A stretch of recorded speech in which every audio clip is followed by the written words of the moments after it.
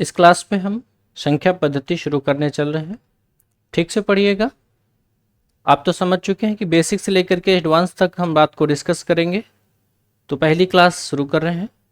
संख्या पद्धति में सबसे पहले आता है प्राकृतिक संख्या, और आज की इस क्लास में हम प्राकृतिक संख्या से संबंधित कॉन्सेप्ट को समझेंगे। चलिए हम समझाना शुरू करते हैं। जैसे प्राकृतिक संख्या की अगर हम बात कर रहे हैं नेचुरल नंबर की, तो प्राकृतिक संख्या यानी नेचुरल नंबर, इसमें जो है शुरू कहाँ से करते हैं? यहाँ एक से शुरू करते हैं। एक हो गया, दो हो गया, तीन हो गया, चार हो गया, इस तरह से हम अनंत तक बात करते हैं। और यहाँ पर ये हो जाती हैं क्या? प्राकृतिक संख्याएं। इतना समझा? अब इसके बाद जो है यहाँ पर हम देखते हैं कि इनके फीचर्स क्या क्या होते हैं। तो नंबर एक बात हम करेंगे कि इनकी शुरुआत कहाँ से होती है। शुरुआत इनकी एक से होती है। ठीक है, शुरुआत एक से होती है। दूसरी बात यह है कि सबसे छोटी अगर संख्या बोला जाएगा तो सबसे छोटी प्राकृतिक संख्या कौन सी होगी? तो वो एक हो जाएगी। इसके बाद एक बात और ध्यान रखेंगे कि ये जो संख्याएं होती हैं, जो ये प्राकृतिक संख्याएं होती हैं, ये समानांतर होती हैं। समानांतर का मतलब ये होता है कि ये इनके मध्य में समान अंतर होता है। जैसे अगर आप देखें तो 1 2 3 4 5 6, आप अगर देखें तो यहाँ पर एक का अंतर है, यहाँ एक का है, यहाँ भी एक है, यहाँ भी एक है, यहाँ भी, यानी कि 5 और 6 में एक एक का अंतर है, 1 और 2 में एक का अंतर है, 2 और 3 में एक का अंतर है। इसलिए एक बात को ध्यान रखेंगे कि जब संख्याएं समानांतर होती हैं, इसका मतलब ये हुआ कि अगर हमको एक संख्या दी हो, ध्यान दीजिएगा कॉन्सेप्ट पे, कि अगर एक संख्या दी हो और अगली संख्या पूछे, एक संख्या अगर दी हो, कोई भी संख्या दी हो, और अगर अगली संख्या पूछे हमसे कि बताइए अगली संख्या क्या होगी, तो अगली के लिए हम क्या करेंगे? एक को जोड़ेंगे। और ध्यान रहे, अगर हमसे पिछली संख्या पूछे तो कोई संख्या अगर एक प्राकृतिक दी गई है और अगर हमसे पिछली संख्या पूछ रहा है तो हम क्या करेंगे? एक को घटा देंगे। ठीक, इतनी बात आपको समझ में आ गई? ओके। अब यहाँ पर जब संख्याएं समानांतर होती हैं तो लगातार के फॉर्म में हमें क्या करना होता है? तो एक चौथा कॉन्सेप्ट, यानी कि यहाँ पर ये हो गया। चौथा कॉन्सेप्ट क्या रहेगा? चौथा ये रहेगा कि यहाँ पर जब ये लगातार होती हैं तो लगातार प्राकृतिक संख्याएं हम कैसे लिखते हैं? मान लिया, माना पहली संख्या जो है वो x है, तो दूसरी क्या हो जाएगी? चूंकि एक बढ़ेगा इसलिए x+1 हो जाएगा। तीसरी संख्या क्या होगी? x+2 हो जाएगी। इस तरह से आप देख रहे हो x+2 हो जाएगी। अगली संख्या अगर चौथी बोलेंगे तो x+ क्या हो जाएगी? 3 हो जाएगी। यानी कि सब में देखो एक एक बढ़ता चल रहा है ना, इसी बात को गौर करना है। उसके बाद अगर पांचवी संख्या बोलेंगे तो x+4 हो जाएगी। ये इस तरह से हमें लगातार संख्याएं मिल जाएंगी। इसके बाद हमें यहाँ पर इतना स्क्रीनशॉट लीजिए, तब तक हम एक बात और समझते हैं। यहाँ पे इसी फीचर्स में अगर हम और चीज़ें को देखें तो हमें क्या देखने को मिलेगा? इतनी बात क्लियर हो गई ना? अब जब क्लियर हो गई है तो आगे वाली बात को समझना चाहिए, और उस आगे वाली बात को समझना है तो ध्यान दीजिए।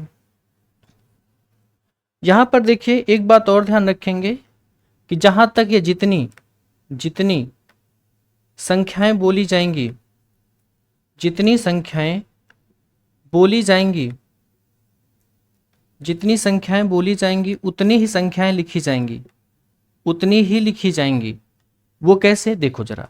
जैसे कह दिया गया कि प्रथम 50 नेचुरल नंबर यानी प्राकृतिक संख्याएं, अगर ऐसा बोलता है तो हम लिखते कहाँ से हैं? 1 से लेकर के 50 तक। और ध्यान रहे कि इनके बीच में कुल संख्याएं कितनी होंगी?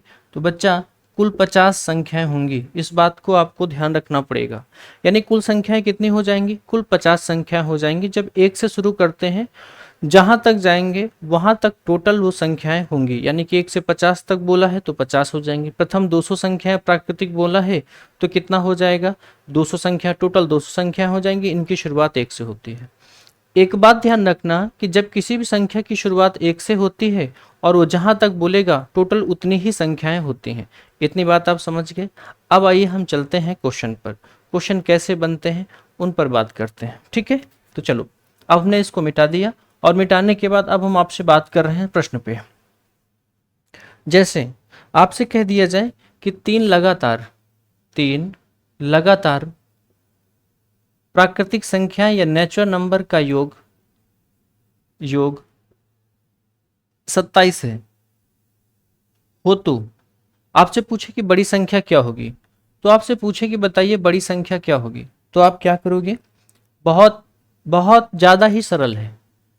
संख्याओं का योग 27 है, चूंकि संख्याएं 3 है इसलिए 3 से डिवाइड करोगे, 3 का 9 बार 27। और जब जितनी संख्याओं को योग दिया होता उससे हम डिवाइड करते हैं तो जो संख्या मिलती है बेटा, ध्यान रखना कि वह बीच वाली होती है, इसलिए बीच वाली संख्या 9 हो गई। अब यहाँ पर 1 2 3, बीच वाली संख्या 9 हो जाएगी। हमने अभी समझा है कि जब अगली निकालना होगा तब हम एक जोड़ेंगे, यानी कि अगले में क्या हो जाएगा, 10 हो जाएगा और पिछली वाली 8 हो जाएगी। बड़ी संख्या बोला है तो 10 हो जाएगी, छोटी संख्या 8 होगी, बीच वाली कितनी हो जाएगी, 9 हो जाएगी। एक चीज और ध्यान रखना यहाँ पर, अगर यहाँ हमसे पूछा जा रहा है कि बताइए सबसे बड़ी, बच्चा गौर करना, सबसे बड़ी अंतर सबसे छोटी, अगर सबसे बड़ी अंतर सबसे छोटी पूछता है तो यहाँ पर देखो 8 और 10 के बीच में अंतर कितने का है, 2 का है। वैसे भी मैं आपको बताऊं, अगर प्राकृतिक संख्या जितनी बोली जाएंगी और जब सबसे छोटी और सबसे बड़ी के बीच का अंतर आपसे बोला जाएगा तो वहाँ पर हम मालूम है जितनी संख्याएं होंगी उनमें से एक कम कर देंगे। जैसे यहाँ पर 3 संख्याएं थी, तो सबसे छोटी और सबसे बड़ी के बीच का अंतर कितना होगा, 2 का होगा, जो आपको सामने दिख रहा है। आप धैर्य रखिए, और भी चीज़ों को हम समझते हैं। जैसे यहाँ पर 3 की बात हो गई। अब अगर आपसे बोले कि 4 लगातार प्राकृतिक संख्याओं का योग, यहाँ पर आपसे कह दे कि 38 है, पॉइंट को सब नोट करना ध्यान से, 38 है, तो आपसे कहे बताओ कि बीच वाली संख्या है सबसे छोटी संख्या क्या होगी। चलो 38 है तो आपसे बोल दे कि छोटी संख्या क्या होगी, तो हम क्या करेंगे, इस 38 को अब 4 से हमें भाग करना होगा। जब 4 से हम भाग कराएंगे तो कितना आ रहा, ध्यान दो, 4 का 9 बार कितना हुआ, 36 हो गया, 2 बचा यहाँ पे, पॉइंट लगाया, 0 बढ़ाया तो 20 हो गया, 4 पंचे 20 हो गई। और हम जान रहे हैं कि ये संख्या कौन सी आई है, तो यहाँ पर बीच वाली संख्या आई।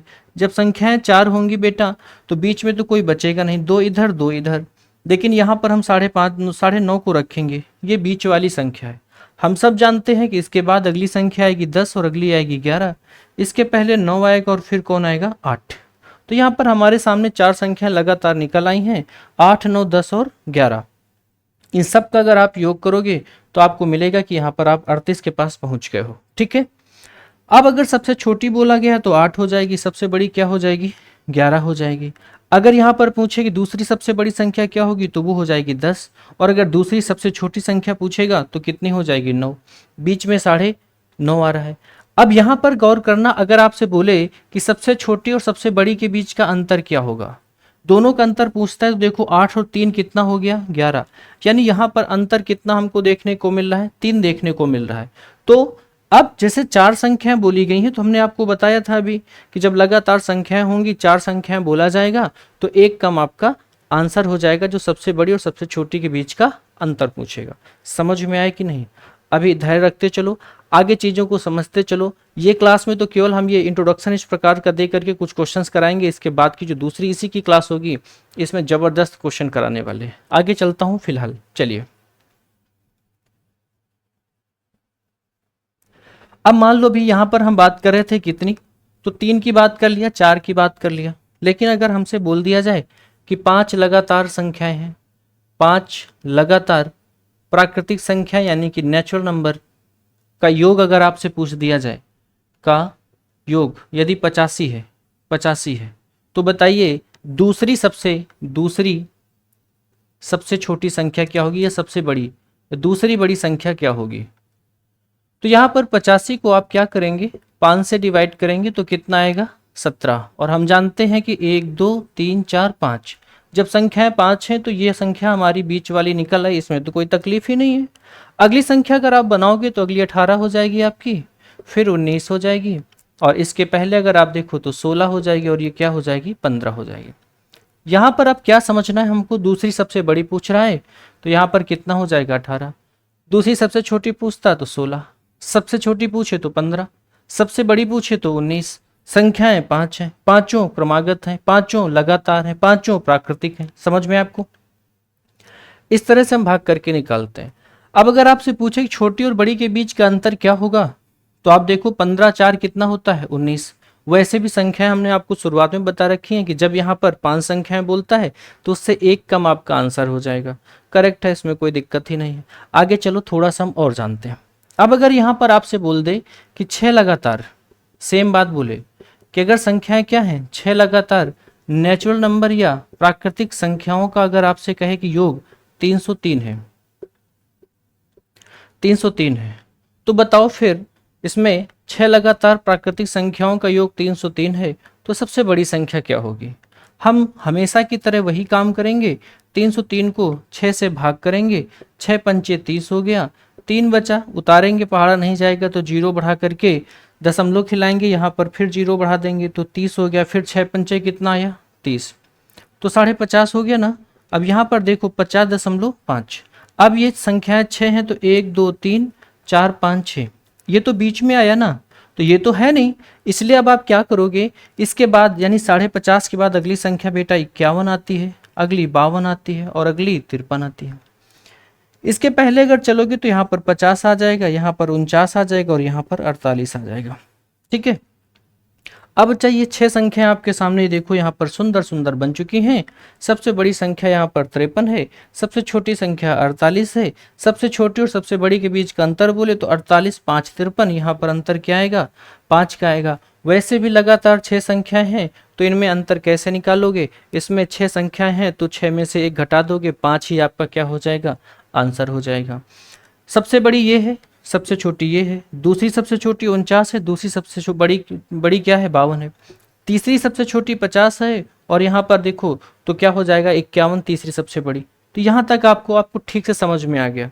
अब आपको बता दूं कि अगर मान लो 6 संख्याएं बोल दे, 6 संख्या तक तो हमने कर ही लिया, अगर 7 संख्याएं बोले तो दिक्कत वाली कोई बात नहीं है, 7 से उसको भाग कराएंगे, एज इट इज जैसे बताया वैसे रखेंगे, कोई तकलीफ वाली बात नहीं है। और हाँ एक बात और, अगर आप इसको x मान करके लगाना चाहते हो तो आप लगा सकते हो, बशर्ते उसमें समय आपका ज़्यादा जाएगा। ठीक है, कि पहली संख्या x है, 3 लगातार जो संख्याएं बोली गई थी तो उनमें आप लिखोगे x x+1 x+2 और इक्वल टू जितना बोला गया था वो उससे आप करोगे तब भी आपको बन जाएगा, क्योंकि 27 था वहाँ पर तो आप लगाओगे तो बन जाएगा। और अगर आ जाए तो कमेंट करके बताना हाँ सर उससे भी आ रहा है, लेकिन बेटा उसमें टाइम ज़्यादा लगता है, इसमें टाइम कहाँ लगता है, इसमें तो आराम से बन गया। ठीक है, अब इसके आगे हमको क्या पढ़ना, हमको क्वेश्चंस करने हैं, इसके लिए हम मूव करेंगे अगले वाले वीडियो में। तब तक आप जो है थोड़ा सा ख्याल रखिए अपना और अगले वाला वीडियो पढ़ने के इंतज़ार करिए, इसके बाद तुरंत आपको मिल जाएगा। Thank you.